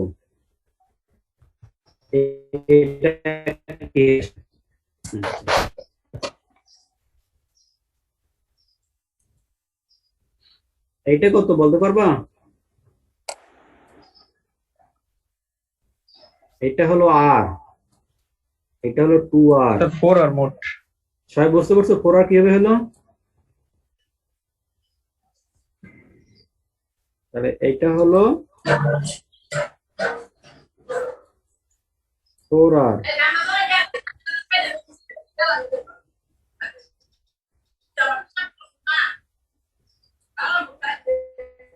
এনায়েত মিউট কর। এটা হলো এ, এটা এ না, এটা এটা এ, এটা এ। তাহলে আমাদের এটা বের করতে পারি, তাহলে রিলেশন করতে পারবো না? এটা কত হয় বলতে পারবা? এই এই বাহু হচ্ছে বি, ধরি বি বলতে যেটা, অর্থাৎ আমাদের এইটুকু নিয়ে অ্যানালাইসিস করতে হবে। হ্যাঁ, আমরা এইটা পাচ্ছি 4R, এইটা পেলাম এ আর এইটা আনা বেরবো, এটা কত হয় বলতে পারবা? Sir 4r square minus a square. না না, এইটা এ, এইটা এ, তাহলে এটা রুট 2 এ না, এটা জি স্যার। আছে না? এটা না বি ধরলাম যেটা আর কি, এটা এ, এটাও এ, এটা এ, এটা এ, তাহলে কত হবে? অতিভুজ কত হবে? রুট 2 এ না? তাহলে বি সমান রুট ওভার 2a। এখন পাবো না রিলেশন 4r স্কয়ার সমান a square plus root 2a square. এটা সিম্পলিফাই করলে এই 4r সমান সমান এই রিলেশনটা পাবো, রুট 3a। বুঝতে পারছো সবাই? তো এখানে জ্যামিতিক ক্যালকুলেশন তোমরা এটা পারো, এই জন্য আমি ডিটেলস দেখাইনি। জাস্ট 4r স্কয়ার ভূমি স্কয়ার প্লাস লম্ব স্কয়ার সমান সমান 3 স্কয়ার, এটা সিম্পলিফাই করলে এই 4r সমান রুট 3 পাবা। তাহলে এখান থেকে বলো তো r সমান তাহলে কি হবে? রুট 3/4 ইন্টু a, তাই না? r সমান কি লেখা যায় এখান থেকে বলো তো? Root 3/4 a. Root 3/4 into a। তাহলে এখন দেখো ভলিউম থেকে উপরে অ্যাটমের কত হবে? দুইটা অ্যাটম আর একটা রেডিয়াস, তো 4/r কিউব ভলিউম a। এটা সিম্পলিফাই করলে কত আসবে? 0.68। ঠিক আছে, দেখা যাচ্ছে না মনে হয়? অর্থাৎ তাহলে যদি বডি সেন্টার কিউবিক হয় তাহলে 68% থাকবে সলিড আর 32% থাকবে ভয়েড। এই ভয়েড থাকার জন্য যেমন যে আমরা যদি উডের কথা চিন্তা করি, যদি আমরা ব্রেকের কথা চিন্তা করি, ব্রেক ঢুকানো সম্ভব না? জি স্যার। এই ভয়েড থাকে বলে আমরা ব্রেক ঢুকাইতে পারি, না হলে তো ব্রেক যেত না। অর্থাৎ যেটাকে তোমরা ফিজিক্সে ক্লাস 8-10 পড়ছো হলো আন্তঃ আণবিক দূরত্ব, অ্যাটম থেকে অ্যাটমের দূরত্ব। হ্যাঁ, গ্যাপ থাকে অ্যাটম গুলোর মধ্যে কিছুটা, পুরোটাই সলিড সম্ভব না, মানে অ্যাটম গুলো সার্কুলার তো। যে মার্বেল যদি রাখো একটার সঙ্গে আর একটা কোনো একটা পাত্রে, দেখবা যে গ্যাপ থাকবে, অবশ্যই গ্যাপ থাকবে। এখন আসো face centre cubic. Face centre বলতে ফেসেস, 8 কর্নারে 8টা অ্যাটম অবশ্যই থাকবে, আর প্রতিটা ফেসে কটা ফেসেস একটা কিউবিকের বলো তো? 6টা ফেস স্যার। 6টা ফেস। যখন আমরা কিউবিক ইউনিট সেলটা কেটে নেব, তাহলে এখানে 8 ভাগের একটা বোঝাইছি আগে। আর ফেসে কি হবে বলো তো? অর্ধেকটা কাটা পড়বে আর অর্ধেকটা ইউনিট সেলে থাকবে, তাই না? জি স্যার। হ্যাঁ, তাহলে টোটাল অ্যাটম তাহলে কত হবে বলো তো? 60টা স্যার। হ্যাঁ, তো কিভাবে আসে এটা তো আগে বুঝাইছি। 5টা স্যার। 6টা ফেসে 3টা আর 4 কোণার মিলে একটা। এটা আগে বুঝাইছি। 8 কর্নারে একটা হয় কিভাবে, আর 6টা ফেস আছে, প্রতিটা ফেসের অর্ধেকটা করে পাবে, তাহলে হাফ ইন্টু 6, টোটাল 3টা এখানে, এখানে একটা 4টা। সবাই বুঝছো? এখন আসো রিলেশনটা কিভাবে ডেভেলপ করবো। এটা কত? 4r, এটা এ, এইটা এ, তাহলে 4r স্কোয়ার সমান সমান এ স্কোয়ার প্লাস, বুঝছো এটা?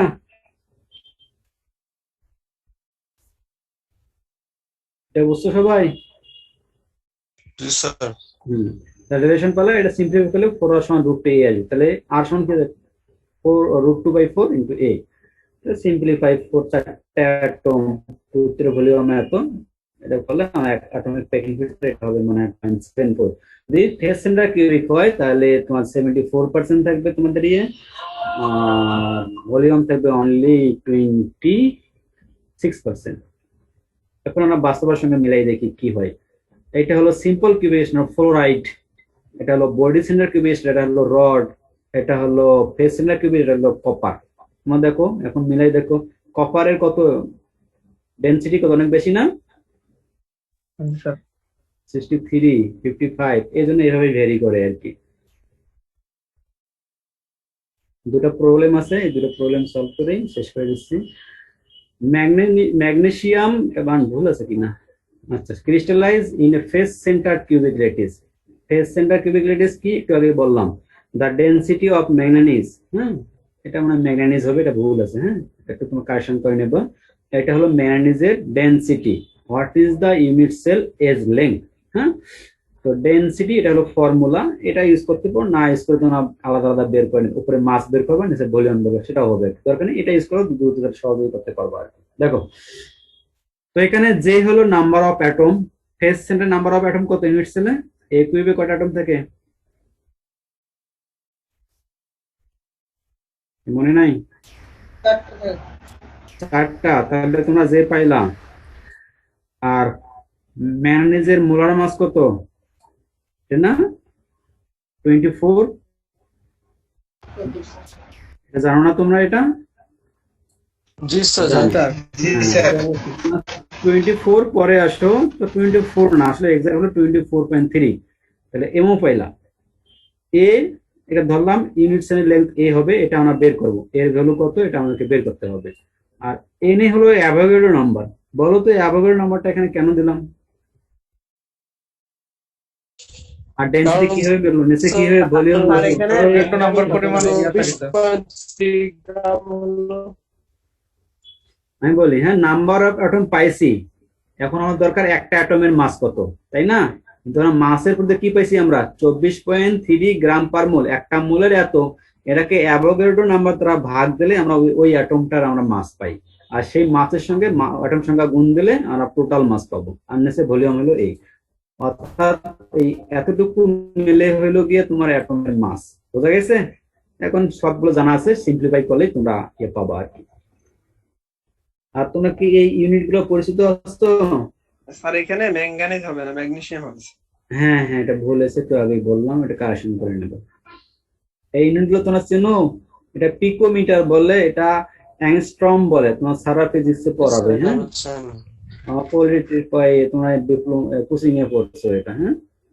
দেখো আরেকটা প্রবলেম, এই প্রবলেমে কপার অ্যাটমিক রেডিয়াস আর দেওয়া আছে, and phase center crystal structure and an atomic weight এটা দেওয়া আছে, কপারের অ্যাটমিক ওয়েট বলতে এম দেওয়া আছে, তাহলে এম দেওয়া আছে, রেডিয়াস আর দেওয়া আছে, computer theoretical density and compare the answer with the measure density. তো থিওরিটিক্যাল ডেন্সিটির সঙ্গে তোমার যেটা ডেন্সিটি মেজার করা আছে সেটা তোমার কম্পেয়ার করতে হবে আর কি। ডেন্সিটি দেওয়া নাই, আচ্ছা ডেন্সিটি কোশ্চেন দেওয়া থাকবে, ঠিক আছে, এখানে আমি ভুলে দেইনি আর কি। আচ্ছা, তো এইটা লিটারেচারে দেওয়া আছে, তো পরীক্ষায় কোশ্চেন দিলে এরকম লিটারেচারে বলে দেবো না, আমি ডেন্সিটি এখানে বলে দেবো আর কি, হ্যাঁ? ফর এক্সাম্পল ধরো ডেন্সিটি 8.91, এটা কোশ্চেনে সাপোজ দেওয়া আছে। এখন তোমার কি করতে হবে, এই ডেন্সিটির সঙ্গে তোমরা যে ক্যালকুলেশন করবে এই ডেন্সিটি কম্পেয়ার করো, তার মানে কি তোমার ক্যালকুলেশনটা ডেন্সিটি বের করতে হবে, বের করলে তোমরা এর সঙ্গে কম্পেয়ার করতে পারবে। তো কি কি দেওয়া আছে, আর দেওয়া আছে, অ্যাটমিক ওয়েট, মোল দেওয়া আছে, এন দেওয়া আছে, সবে জানা, তাহলে এই বের করা যাবে না, বের করলে তোমরা কম্পেয়ার করতে পারবে।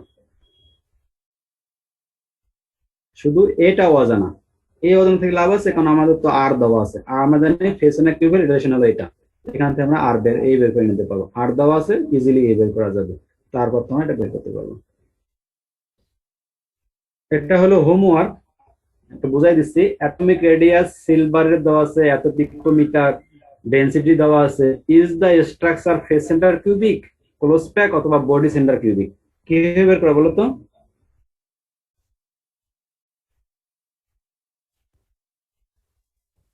স্যার ইউনিট মাস বের করবো নাকি? ডেন্সিটি দেওয়া আছে তাই না, রো দেওয়া আছে, বুঝাই দিচ্ছি একটু, যে এম, তাই না, এ কিউ, আর হলো তোমার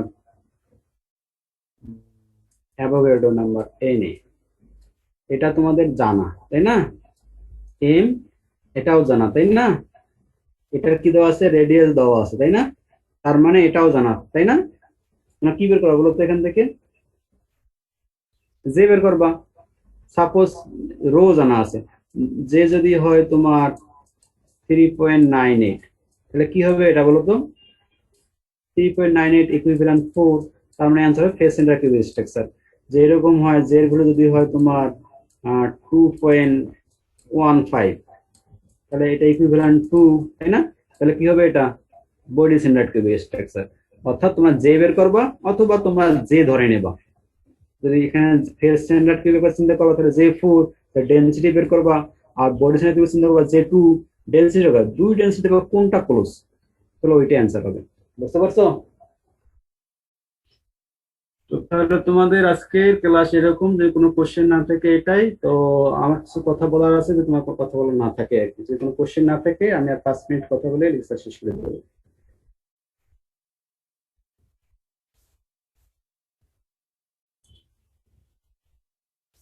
কারো কোনো কোশ্চেন আছে?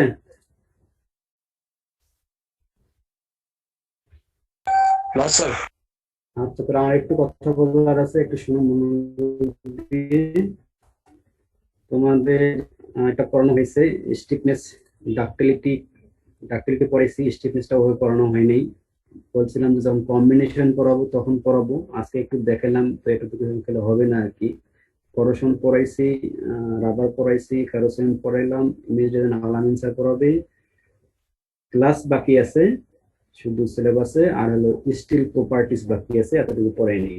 স্টিলের প্রপার্টিস আর গ্লাস, অর্থাৎ একটা লেকচার লাগবে, তো এটা মনে হয় আমি আর লেকচার নিতে পারবো না, তোমাদের অন্য কোনো স্যার পড়াবেন আর কি। তোমাদের সঙ্গে আমার আজকে এই পর্যন্ত লেকচার দেওয়া, ভালো পড়াইতে পারি নাই কারণ এই সাবজেক্টটা জুমে পসিবল না। স্যার আরেকটা লেকচার আপনি নেবেন না কেন স্যার? আসলে আমি যে তোমাদের ক্লাসগুলো নিতে পারি নাই, তোমাদের যে প্রেসক্রাইব ডেট যেটা বৃহস্পতিবার নেওয়া দরকার, বৃহস্পতিবার আমার 7টা থেকে 3:30 পর্যন্ত মিটিং থাকে।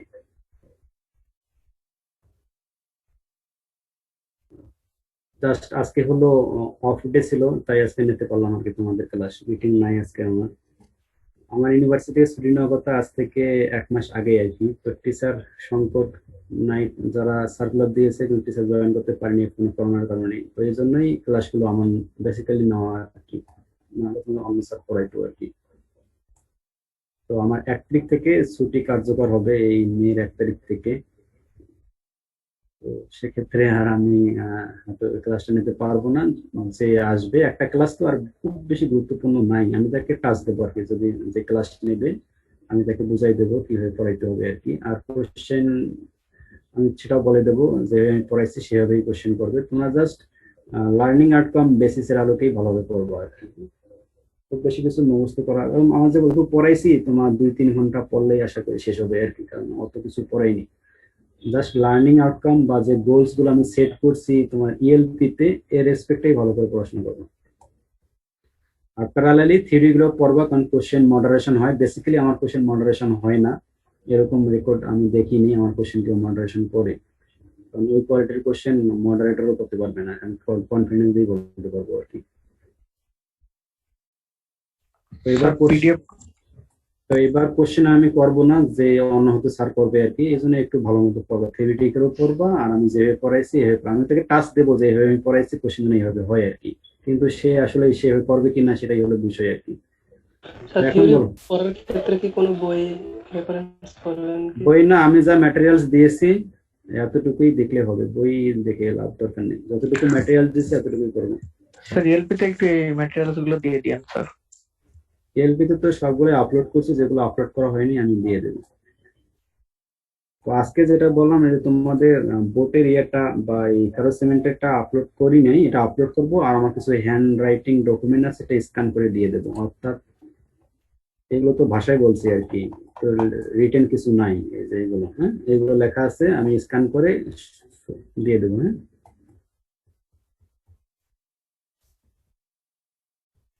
যদি কোনো কোশ্চেন না থাকে তাহলে আজকে এই পর্যন্তই। জি স্যার। স্যার আপনি কি জাপান চলে যাবেন নাকি? জাপান না, আমি টোকিও ইউনিভার্সিটিতে কন্টিনিউ করছি। এখনো বর্ডার ক্লোজ যেতে পারতেছি না, বাট পড়াশোনার প্রেশার অনেক বেশি। আর তোমাদের আমরা এখানে যেভাবে পড়ি, এখানে তো অতটা পড়া লাগে না আর কি, বাট ওখানে অনেক পড়াশোনা করা লাগে। পার ডে 16-17 ঘন্টা পরেও আমি ব্যাকআপ করতে পারতেছি না। তারপর তোমাদের ক্লাস নেওয়া, অফিসের কাজ, সবকিছু মিলে বেশ প্রেশারে আছে। তো আপাতত অনলাইনে ক্লাস করতেছি, যদি ফ্রি হই, মানে বর্ডার যদি ক্লোজ খুলে দেয় আর কি, যদি এম্বাসি যদি পারমিট করে তাহলে চলে যাবো আর কি, যে কোনো সময় চলে যেতে পারি। স্যার আমাদের কোয়েশনটা স্যার আপনি জমা দিলে ভালো হতো স্যার আমাদের জন্য। এখন আমি তো 2-1 মাস বা 15 দিন আমার ঠিক নেই আর কি, বর্ডার খুললে আমি চলে যাবো। এখন কোশ্চেন কখন করবে আর আমি আগে আচ্ছা, তারপর আমি ডিপার্টমেন্টে বলবো আর কি, যেন কোশ্চেনটা আমার কাছ থেকেই নেয়। আমি জাপানে গেলেও হয়তো মেল করে দিতে পারবো। স্যার আপনার ক্লাস কি তাহলে আর আমরা পাবো না? আপাতত 5 বছর তোমরা পাবা না হয়তো, এখন 5-7 বছর থাকবে না আপাতত। আর তোমাদের ক্লাস আমি শুধু সেকেন্ড ইয়ারেই নেই, আর হলো ফাইনাল ইয়ার থার্ড ইয়ারে নেই।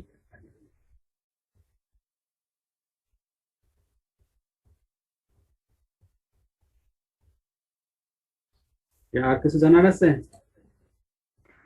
স্যার কিছু দিক দিক নির্দেশনামূলক কথা বলেন স্যার, আর পাই না পাই আপনাকে। নির্দেশনামূলক বলতে, এটা আসলে একটা মানুষের কখন নির্দেশনা দরকার, যখন সে বোঝে না আর কি। এখন তোমার তো মেসিউড সবকিছুই বোঝো, কি করলে কি হবে। এখন সমস্যা একটা, তোমরা করো না, এটাই সমস্যা। এটা তো যদি তোমরা না করো সেটা তুমি জোর করে করাইতে পারবো না।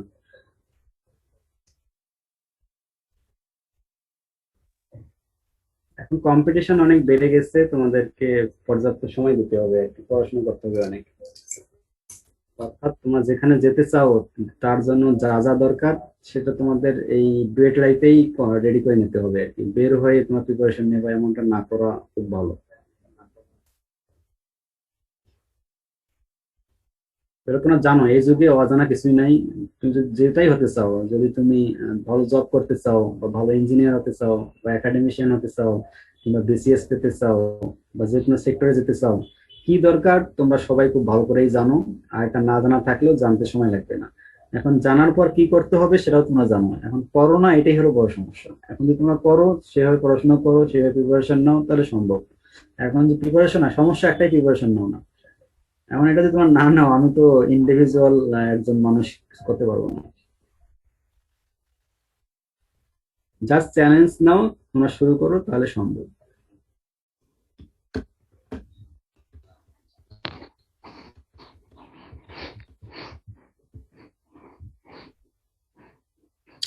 আর কিছু? আর যদি তোমাদের লেকচারে কোনো কমেন্ট থাকে, কিভাবে পড়াইছি বা পড়াইনি, আরো ইমপ্রুভ করার যে কোনো সাজেশন থাকে, তোমরা যেভাবেই পারো জানাতে পারো, ওয়েলকাম। জানালে আমার জন্য ভালো। এটা নেগেটিভ কমেন্ট আমি বেশি অ্যাকসেপ্ট করি আর কি, পজিটিভ করার দরকার নেই। যদি নেগেটিভ কোনো কমেন্ট থাকে তাহলে সেটা আমার জন্য ভালো রিকভার করার জন্য। যদি কারো কোনো থাকে কমেন্ট, তাহলে আমাকে মেসেজ করে জানাইও। আশা করি ফোন নাম্বার সবার কাছেই আছে, তাহলে সেটা আমার জন্য পরবর্তী টিচিং এ ভালো হবে আর কি, এগুলো আমি রিকভার করতে পারবো। আর এই সেমিস্টারে আমি খুব ভালো পড়াইতে পারিনি, কারণ আপনারা জানো, যেটা আমি বললাম, আমার দুটা স্টাডি একসঙ্গেই আসলে একটা মানুষের পক্ষে সম্ভব না আর কি। তারপর চেষ্টা করছি যতটুকু বেসিক দেওয়ার দরকার আর কি। থিওরিটিক্যালি খুব বেশি পড়ানোর সুযোগ হয়নি। তো বেসিক্যালি ফিজিক্যাল লেকচার হলে আবার সময় নিয়ে ধীরে ধীরে পড়াই, তো সেটা এবার এই সেমিস্টারের জন্য একবারেই অসম্ভব পড়ছিল আমার জন্য। তো ঠিক আছে, যদি কোনো কমেন্ট থাকে, নেগেটিভ পয়েন্ট, পজিটিভ জানার দরকার নাই। স্টুডেন্টরা খুবই আর কি টিচারদের ইয়ে করে আর কি, যেগুলো যোগ্য না তারপরেও জানায়, এই জন্য পজিটিভ কমেন্ট পছন্দ করি না। তো নেগেটিভ কোনো কমেন্ট পেলে যেটা আমার ইমপ্রুভ করার সুযোগ আছে, তাহলে জানাইলে আমি খুশি হবো। তো ঠিক আছে, হ্যাঁ, জি স্যার। আচ্ছা।